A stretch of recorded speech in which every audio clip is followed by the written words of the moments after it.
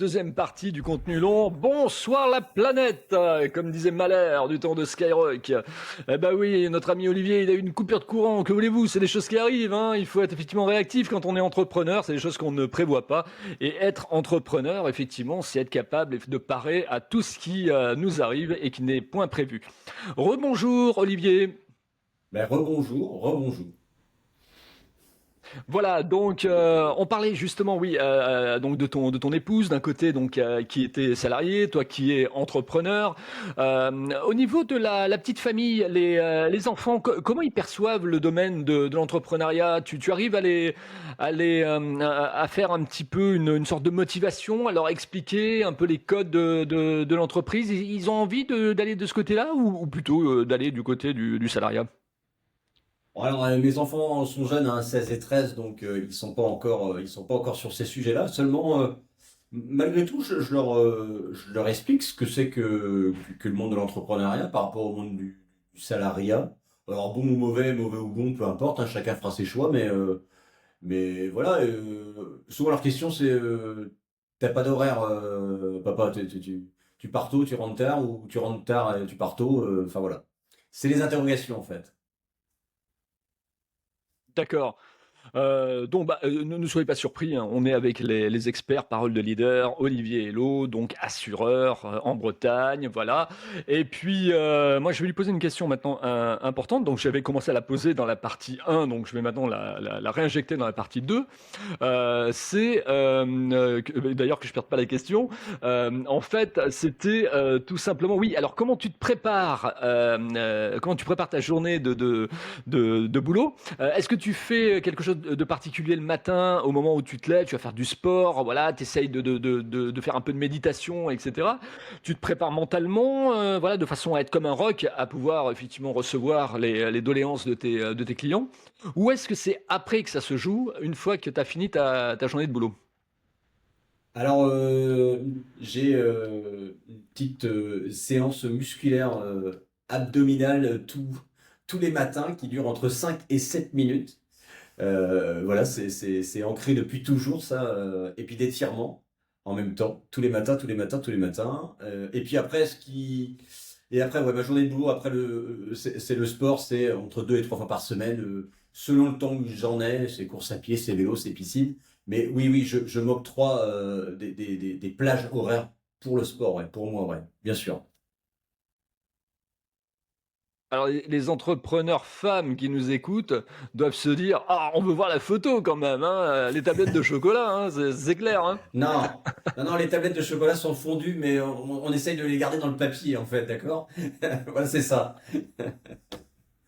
D'accord, mais tu as fait un peu de salle de musculation, tu as été accompagné par un coach et tout, du rameur, des biceps, des triceps, travail des jambes et tout, non? Non, non, non, du tout.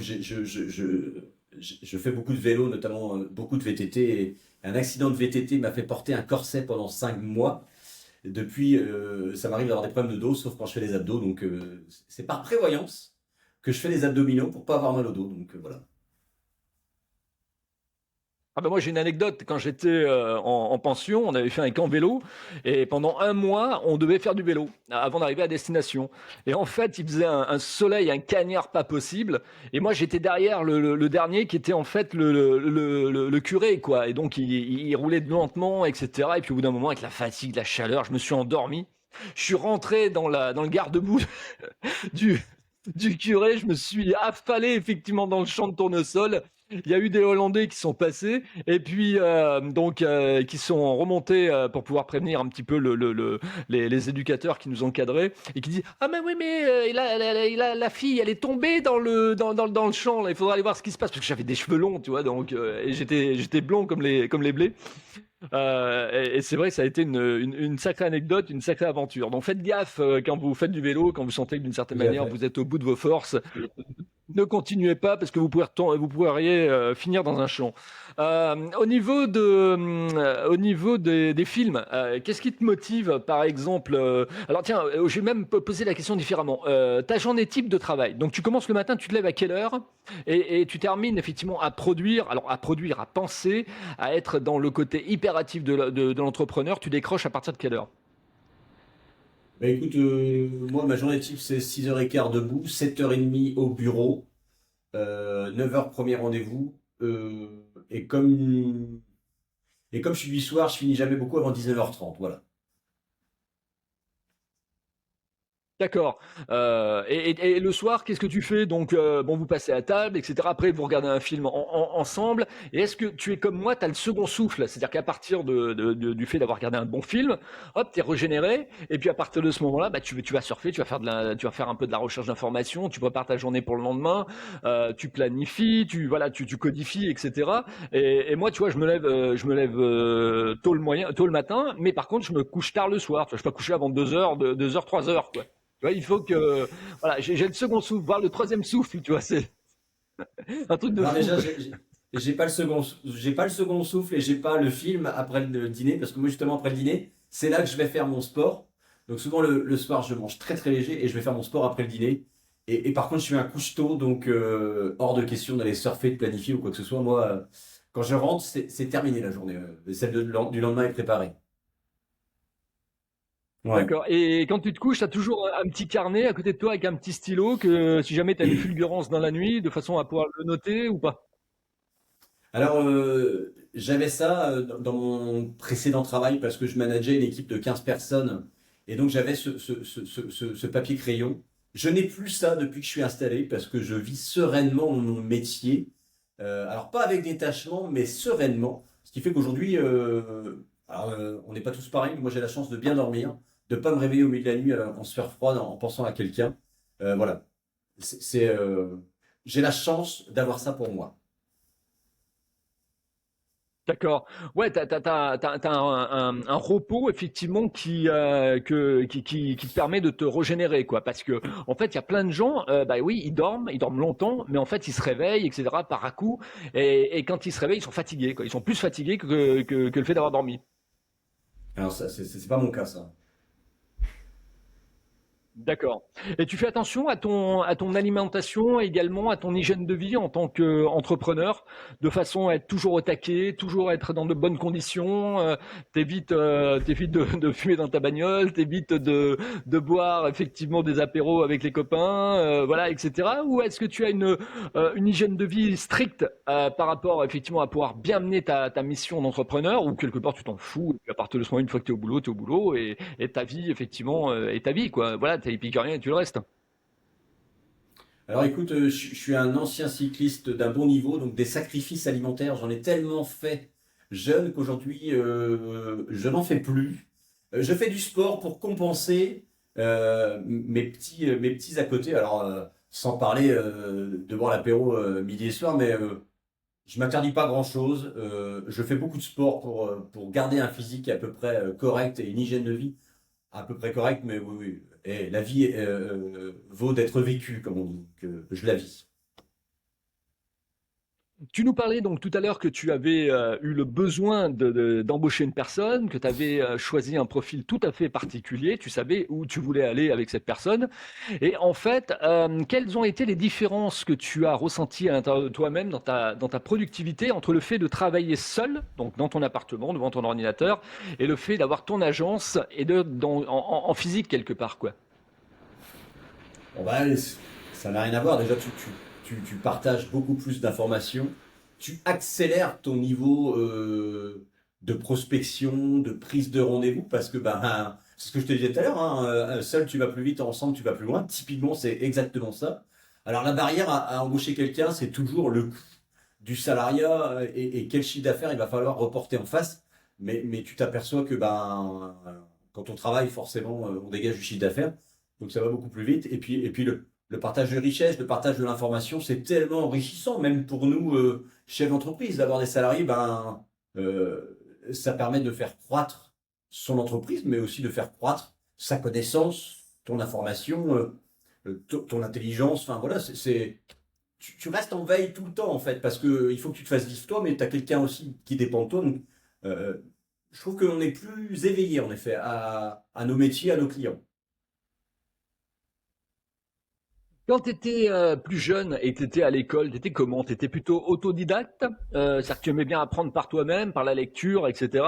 Ou est-ce que tu étais un bon élève, ce qu'on appelle le bon élève, c'est-à-dire la personne qui a des bonnes notes sur différentes matières et en même temps qui aide un peu les petits camarades parce qu'ils sont à la traîne, quoi.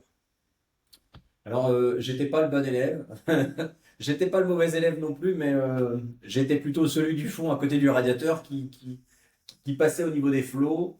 Et j'ai commencé à être un bon élève parce que j'ai fini par être un bon élève une fois que j'ai vu du concret, c'est-à-dire quand je suis arrivé en BTS compta gestion et qu'on a commencé à me parler de la vraie vie, des chiffres, de la réalité de mon futur métier ou de ma future vie.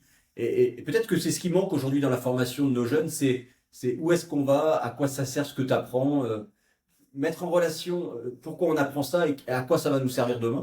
On l'a tous dit ça à l'école, mais à quoi ça va me servir, monsieur, de faire une équation à trois inconnus? Mais si, mais mettons ça en lumière. Et moi, aujourd'hui, j'ai fini à être un bon élève quand j'ai été en BTS, quand j'ai fait ma licence, enfin, voilà, alors que j'aimais pas forcément l'école. Et aujourd'hui, je reste alors un bon élève, j'en sais rien, mais je me forme énormément parce que je trouve que ça a une importance capitale pour le métier que l'on fait tous, hein, peu importe notre métier dans l'expertise qu'on redonne à nos clients quand même. Et t'étais je dirais, t'excellais dans quelle matière en fait quand t'as commencé l'école? C'était plus les maths, l'orthographe, la géo, l'histoire? Alors, s'il faut faire un podium, on va mettre le sport en numéro un. Là, j'excellais en effet. Les maths Ah, et l'histoire géo. Ouais. ouais. Les maths et l'histoire géo. D'accord. Voilà les trois matières qui me Bah, faisaient oui. vivre. Le reste.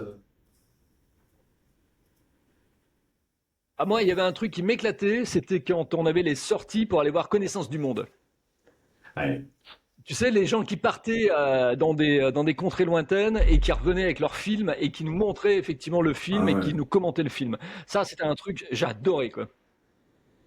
Bah ouais, mais c'est concret, quoi. Ça nous parle. Ça nous nourrit aussi, ça. Si demain tu gagnais une très grosse somme au loto ou à l'euro million, euh, qu'est-ce que tu ferais effectivement de cette somme? Quel est quel est l'idéal effectivement que tu poserais par rapport à la valeur de cette somme? Qu'est-ce que tu ferais? Qu'est-ce que tu transformerais en valeur par rapport effectivement au montant de cette somme? Eh Alors ben, bon, tu écoute, dois me dire quelle somme? On va dire de 17 millions à 215 millions. Tiens, allez hop. et j'en protège la moitié pour ma femme et mes enfants, et je réinvestis l'autre moitié dans mon entreprise ou dans d'autres entreprises. Mon rêve, je sais pas si mon rêve, ouais, si, ce serait mon rêve. Demain, je gagne une très grosse somme. Mon rêve, c'est de réinvestir dans mon entreprise et d'investir dans d'autres entreprises, c'est-à-dire de soutenir l'économie locale. Voilà mon rêve. D'accord. Et quand tu dis investir dans d'autres entreprises, c'est-à-dire partir sur ce qu'on appelle du capital equities, c'est-à-dire à partir de ce moment-là, mettre par exemple 10-15% avec un montant global de 100 000 euros et tu prends effectivement un certain nombre d'entreprises et tu les dispatches, tu diversifies?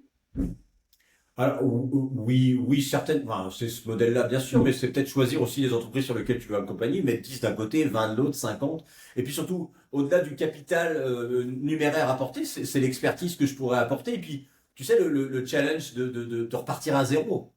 Quand tu gagnes une grande somme, tu sais, c'est quand même plus confortable de se rendormir tous les soirs. Et si tu peux donner du conseil, enfin, c'est tellement challengeant d'avoir un nouveau projet. Enfin, c'est ce qui nous nourrit tous aussi, ça. C'est, voilà. Alors justement, je vais aller plus loin. Tu es joueur, tu as la mentalité du joueur avec ton épouse. Vous jouez, vous prenez un petit ticket comme ça, vous vous laissez porter par la chance, ou au contraire vous êtes plutôt stratège et vous vous dites, ah bah tiens, on fait des combinaisons, on essaie de comprendre, on regarde les numéros qui sortent, etc. Ou alors ça peut être autre chose, j'en sais rien, les courses de chevaux, le casino. Voilà. Est-ce que quelque part tu as l'esprit joueur? Je joue parce que tu te retrouves à l'apéro avec un copain au bistrot et il y a le tirage de l'euro million et du loto, donc tu vas faire un jeu. Mais non, non, je suis pas joueur parce que je suis cartésien, donc j'ai plus de chances de perdre que de gagner. Alors, je suis joueur mais mauvais perdant, donc tant qu'à jouer, je veux gagner moi. D'accord, donc tu joues pour gagner quoi en fait. Ouais, complètement, ouais, complètement. Qu'est-ce que tu penses de celui qui a inventé le Monopoly? Est-ce que quelque part ça correspond à l'économie d'aujourd'hui et à la mentalité effectivement qu'on doit se faire de la croissance, du profit, voilà, de la gestion? Est-ce que le Monopoly quelque part c'est pas la meilleure école quand on joue pour pouvoir effectivement essayer de comprendre?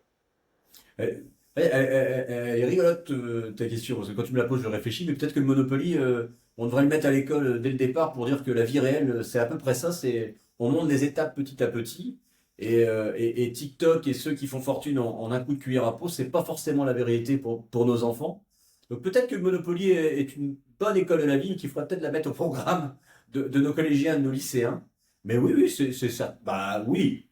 Voilà, c'est ce que tu as dit tout à l'heure en lancement du premier podcast, c'est est-ce qu'il faut une croissance lente mais rassurante et rationnelle ou une croissance rapide qui nous fait dégager au bout de 3 mois, quoi. Tout dépend dans le schéma auquel tu t'inscris, quoi. Qu'est-ce que tu penses également du phénomène start-up? Donc le phénomène start-up, cette nouvelle économie portée par un peu le modèle américain, donc de la Silicon Valley, avec bon Emmanuel Macron qui décide, notre président de la République, de pouvoir faire en sorte que la France soit un peu une sous Californie. Et aujourd'hui, on s'aperçoit quand même que, au niveau des résultats, on en est un peu loin parce qu'il y a quand même 9 startups sur une qui plantent. Donc, on a une startup effectivement qui existe et qui arrive à émerger la tête de l'eau. On a 26-27 licornes. On doit avoir quelques décacornes. On est un peu loin du compte. Et par rapport au nombre effectivement de startups qui sont sur le parc asiatique ou le parc américain. Ouais, alors les startups, mais enfin, moi je trouve ça super bien parce qu'on a plein de jeunes avec la tête super bien faite, qui ont des super bonnes idées et c'est un bon moyen de développement malgré tout. Et la startup, c'est souple, c'est flexible, c'est léger, ça peut aller vite comme ça peut ne pas aller vite, mais je trouve qu'il faut pas arrêter ça justement. Il a raison d'encourager ce genre de choses. C'est de l'entrepreneuriat malgré tout. Donc, alors t'appelles ça startup ou pas startup, mais faut laisser la liberté aux gens d'entreprendre et de vouloir réussir quand même. C'est hyper important, je trouve. Dans ta clientèle, tu as des founders, des CEO de startups, de gens qui te disent et qui viennent en te disant, voilà, moi j'ai envie de protéger ma personne et puis peut-être mon entreprise aussi. Voilà, j'ai besoin de conseils, j'ai besoin d'être accompagné, etc. Voilà, j'ai créé un truc, j'ai un bon produit, hein, j'ai inventé un machin, je suis dans l'innovation, mais dans la côté protection, machin, etc. J'y connais que dalle. J'ai besoin effectivement d'être accompagné sur le long terme par quelqu'un qui m'appuie, quoi. Ouais, ouais, c'est pour le coup, les start-upers, c'est souvent des gens qui vont à fond dans tout, mais ils ont souvent justement cette question-là parce que les start-upers, ils vivent pour leur boîte, donc souvent ils se rémunèrent peu ou pas. Ils comptent sur la personne à côté d'eux pour faire vivre le foyer familial. Et justement, leur crainte souvent, c'est de se dire, je vais certainement monter une super boîte, un empire qui financièrement parlant, dans 5 10 ans, va me rapporter beaucoup. Sauf que là, je suis super précaire. Il m'arrive quelque chose demain, ben, j'ai pas grand chose à moi. Il faut que je protège ma famille, il faut que je me protège moi. Souvent, c'est une réalité de la chose, c'est qu'ils se disent, je prends pas de rémunération ou très peu, je vis pas de ma boîte, mais il faut que je me protège, quoi. Souvent, on a très très souvent cette question-là, ouais. Beaucoup plus à l'inverse qu'un artisan, une profession libérale qui, elle, de toute façon, vont travailler et se disent de toute façon j'aurai de la rentrée de chiffre d'affaires et d'économie. Ma protection c'est pas très grave, j'aurai de quoi vivre. Et qu'est-ce que tu penses de ce qu'on appelle le side project, c'est-à-dire les gens qui créent une entreprise, mais qui gardent également une position de confort du salariat, une sorte de bouée de sauvetage, où quelque part ils gardent l'acquis, mais en même temps ils se lancent dans la création d'entreprise. Bon, c'est pas tout mal malgré tout parce qu'on n'est pas on n'est pas tous fait pareil. Certains d'entre nous sont des fonceurs, on a démarré de zéro, on est parti. On peut comprendre aussi que certains veulent de la sécurité et comment ne pas les comprendre. Moi aujourd'hui mon travail c'est de protéger d'un pépin de santé ou d'un pépin financier mes clients. Si les gens ils gardent le meilleur des deux mondes et que ça leur va, bah, très bien et qu'ils continuent. Au contraire. Alors, on va parler justement un peu, on l'a brossé dans le 1er numéro, c'était l'avenir, donc du métier d'assureur. Je me souviens des paroles de du grand patron d'AXA qui disait: «Attention, sur les médias, il faudrait pas non plus effectivement que ça pousse trop parce qu'au bout d'un moment, les assureurs ne seraient plus en mesure et en capacité de pouvoir, assurer les gens parce que quelque part les risques sont trop importants, avec les cataclysmes, la météo, voilà, les risques économiques, les crashs, etc. Qu'est-ce que tu en penses, toi, en tant qu'expert du monde de l'assurance, pas nécessairement au nom d'AXA d'ailleurs, mais plus particulièrement au nom de ton métier d'assureur. Est-ce que tu penses on peut être complètement dépassé et à partir de ce moment, on sera plus du tout protégé. On voit que les mutuelles explosent au niveau des prix chaque année. Aujourd'hui, si tu n'as pas une mutuelle, bah, tu peux pas effectivement assurer tes frais dentaires, tu peux pas assurer tes frais visuels, tu peux pas assurer tes frais auditifs. Bien sûr que tu peux les assurer, mais de façon effectivement minoritaire, tu vois ce que je veux dire, avec effectivement le B à bas. Mais c'est pas avec le B à bas que tu as quand même de la qualité. Voilà, qu'est-ce que tu en penses, toi? Alors, je vais pas pouvoir te répondre sur l'assurance de biens quand tu parles de météo, de cataclysme. C'est des assurances de biens, j'en fais pas, donc je répondrai pas. Maintenant, sur ma partie à moi, qui est la prévoyance, la protection de la personne, notamment sur les mutuelles dont tu me parles, ça explose. Pourquoi? Parce que notre régime obligatoire nous en rétribue de plus en plus, et qu'aujourd'hui, on a un changement de mentalité dans les nouvelles générations. On consomme notre mutuelle santé, c'est-à-dire que si on paye tant tous les mois, il nous faut un retour sur investissement. Ce qui n'était pas le cas avant, ce qui fait que avant, on était plutôt dans la bienveillance, on en a vraiment besoin, on l'utilise, si on n'en a pas besoin, on l'utilise pas. Aujourd'hui, les temps changent, hein, on consomme, on est vraiment dans une société de consommation et à tout niveau, et justement même dans l'assurance, aujourd'hui on est dans la société de consommation qui nous vient des USA, hein, qui étaient des fous de consommation d'assurance. D'ailleurs, ça leur coûte beaucoup plus cher que chez nous, les assurances là-bas. Mais, mais, mais voilà, je suis pas sûr que ce soit. On est dans le bon côté des choses ou dans la bonne façon de faire, mais malheureusement, on suit notre société. Elle est comme elle est. Et tu sais, les assurances, on redonne ce qu'on perçoit. Donc, si on veut donner beaucoup, on sera obligé de percevoir beaucoup. Donc, Ouais, ça me fait penser un peu, tu vois, au casino, ça, les machines à sous. C'est-à-dire que plus elles engrangent, plus automatiquement elles ont un taux de répartition, quoi. Ça me fait penser c'est à ça mais, pour revenir aux joueurs, mais quoi. c'est exactement ça. C'est vraiment exact. Enfin, c'est exactement ça. Et alors, justement, au niveau du domaine entrepreneurial, on annonce, les économistes en tout cas, qui sont bien axés sur le domaine de l'économie des entreprises, les échos par exemple, il suffit de lire un peu la presse spécialisée, on annonce quand même qu'il y a de la casse qui arrive, qui est prévue entre 60 et 70 000 entreprises qui devraient effectivement déposer le bilan. C'est énorme. Là, on parle vraiment de la protection. Qu'est-ce qu'il faut faire? Qu'est-ce qu'il faut changer? Voilà, demain, tu es président de la République ou Premier ministre, qu'est-ce que tu changes effectivement en 3 points, en 3 axes prioritaires d'urgence? Je sais pas. Alors après, il faudrait un chiffre de 70 000. Est-ce que vous savez beaucoup, est-ce que ça va beaucoup? C'est quoi la répartition? Quel est leur statut déjà pour commencer? On voit beaucoup de création d'entreprises en auto-entreprise. Ces gens-là sont jamais accompagnés par personne. Se mettent, ont une idée en tête et se mettent auto-entrepreneurs. Peut-être qu'il y a beaucoup de casse dans ces gens-là parce que ils sont pas accompagnés d'un expert comptable, ils sont pas accompagnés d'un avocat fiscaliste. Enfin voilà. Il y a des métiers, je vais faire un parallèle avec mon portefeuille agricole. Ces gens-là n'ont pas le droit de s'installer sans avoir un suivi comptable, sans avoir un business plan fait. Enfin voilà, il y a des normes qui font qu'aujourd'hui, ils sont obligés de dire noir sur blanc, leur business plan c'est dans 5 ans. Et il y a très peu de casse dans les nouveaux installés en agricole parce que le business plan est fait, il est réel et il sera suivi. Peut-être que dans le monde d'à côté, notamment notre entreprise, bah justement, il n'y a peut-être pas assez de suivi, peut-être pas assez d'accompagnement pour ces gens-là. Après, on va pouvoir parler de toute la fiscalité, les charges sociales et compagnie, mais ça fait des lustres qu'on en parle, donc on pourra peut-être pas faire. Mais l'accompagnement est hyper important, très très très important. J'en parlais avec Grégoire Leclerc, hein, qui est le président de la Fédération des auto-entrepreneurs ou micro-entrepreneurs, la FNAE, que j'avais en vidéo. Je vous invite d'ailleurs à regarder ce podcast également. Justement, au niveau des micro-entreprises, oui, ça représente dans les 2 millions de créations d'entreprises chaque année, il doit y avoir 80% qui doivent être, ou 84% qui doivent être du côté de la micro-entreprise.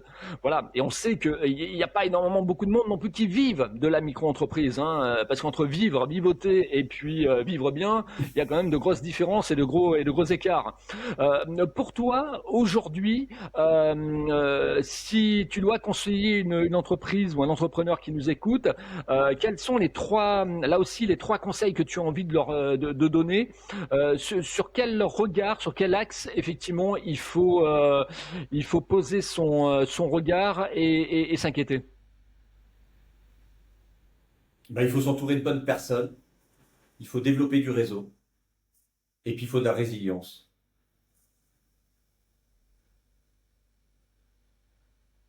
Ah oui, ça c'est clair, ouais, ça c'est clair, ouais, oui, tout à fait. Il faut de la résilience.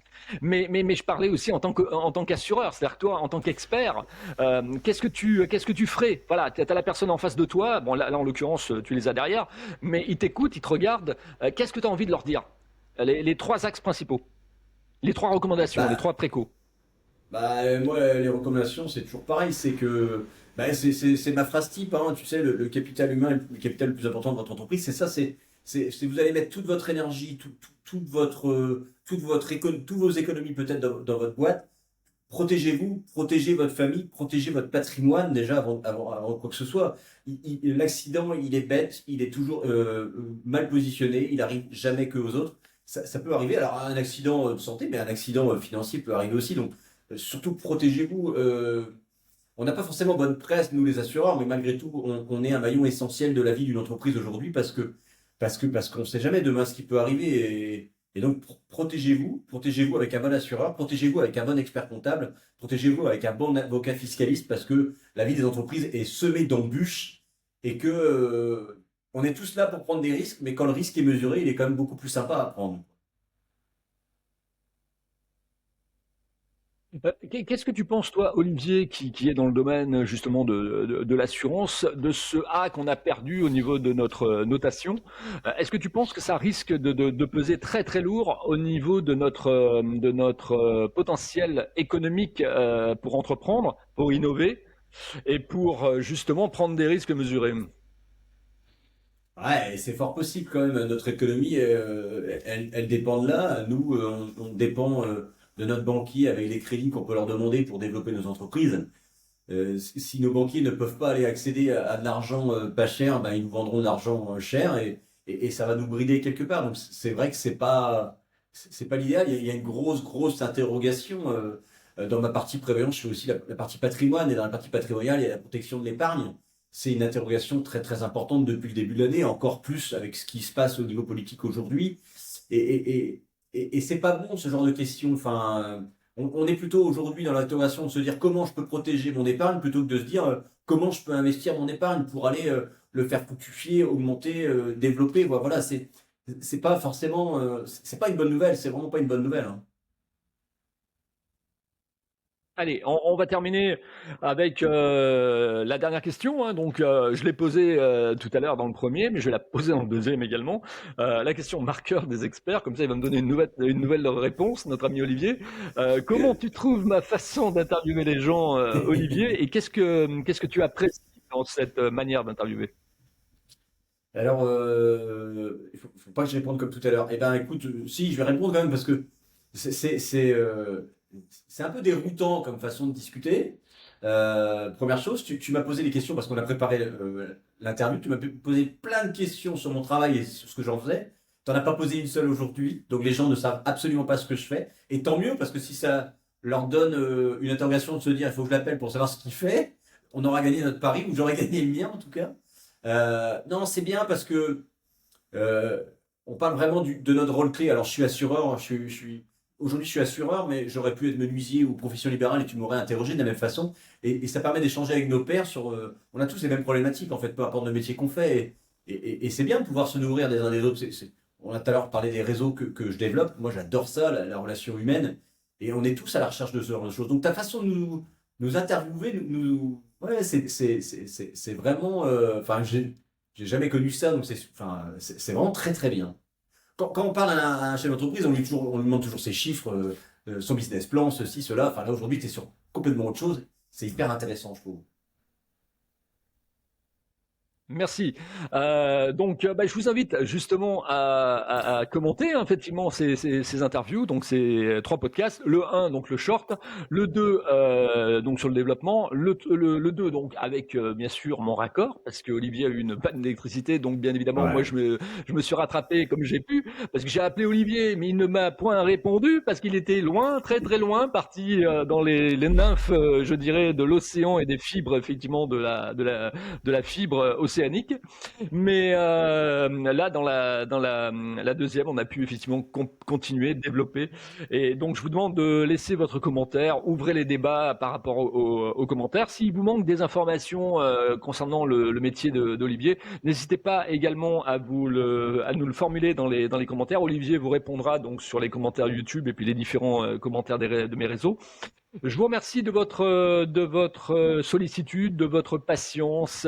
Merci pour toute la force que vous m'amenez régulièrement. Moi, j'essaye effectivement de vous trouver des invités un peu différents, voilà, de différentes corporations entrepreneuriales, de façon à pouvoir vous guider, de façon à pouvoir vous rassurer, et puis peut-être aussi quelque part de vous challenger, ouais, parce qu'il faut penser aussi au collab, essayer de travailler les uns par rapport aux autres. Pour moi, la concurrence n'existe pas. Il faut toujours essayer de rendre meilleur le contenu que l'autre effectivement apporte. L'essentiel, de toute façon, c'est le marché qui est le seul arbitre. Hein. C'est lui qui, d'une certaine manière, dira si vous êtes dedans ou si vous êtes à l'extérieur effectivement du match. Et donc, continuez à vouloir créer, continuez à écouter mes podcasts vidéo et audio. Apportez-nous de la force avec les étoiles, abonnez-vous, devenez actifs dans ce monde Internet que j'ai connu au début des années 1990, qui est un monde très passif. Il faut absolument que les gens, effectivement, deviennent actifs, donc acteurs de leur propre vie et leur vie entrepreneuriale. C'est comme ça qu'on fera effectivement développer le réseau. Donc, merci de votre écoute, merci d'avoir pris du temps pour regarder effectivement ce long épisode. Et je vous dis à très bientôt dans un nouvel épisode des experts paroles de leader. Et puis, je vous réserve bien sûr d'autres épisodes à venir, d'autres thématiques. Normalement, tu vois, Olivier, on fait un petit jeu concernant le métier de mon invité, un petit quiz en 5 questions. Mais là, j'ai pas eu le temps de le préparer. Donc, ça sera Et pour ben la c'est pas prochaine très fois où tu grave. viendras avec une actualité. Voilà, D'accord, pas de problème, Philippe. je Merci. te préparerai ça. Voilà, D'accord. exactement. Je Merci. te laisse le mot de la fin. Comment les gens peuvent continuer à discuter avec toi? Tu nous as dit tout à l'heure un mail, donc les réseaux sociaux. Là, par exemple, dans les mois qui arrivent ou dans les semaines qui arrivent, qu'est-ce que tu vas publier sur tes réseaux sociaux histoire de leur donner envie de te suivre? Je vais publier des nouvelles de mon développement parce que je vais changer de lieu dans peu de temps au niveau d'agence pour augmenter le nombre du bureau parce que je pense à des nouvelles collaborations à partir de l'année prochaine pour développer un pôle justement avec d'autres professionnels. Donc ça va être les prochaines publications et puis voilà pour me contacter ma page LinkedIn, ma page Facebook, agence Olivier Hello AXA et puis vous me trouverez et puis on répondra le plus rapidement. Eh ben impeccable. Je te laisse retourner Merci. effectivement à ton bureau, à vérifier le compteur, voir si tout va bien. Et puis moi, je vous dis à très bientôt avec un nouvel invité dans les experts paroles de leader. Ciao. Merci Philippe.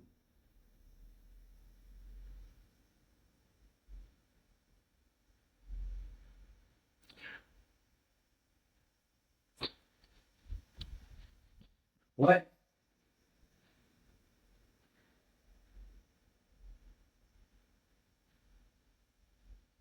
pas de problème.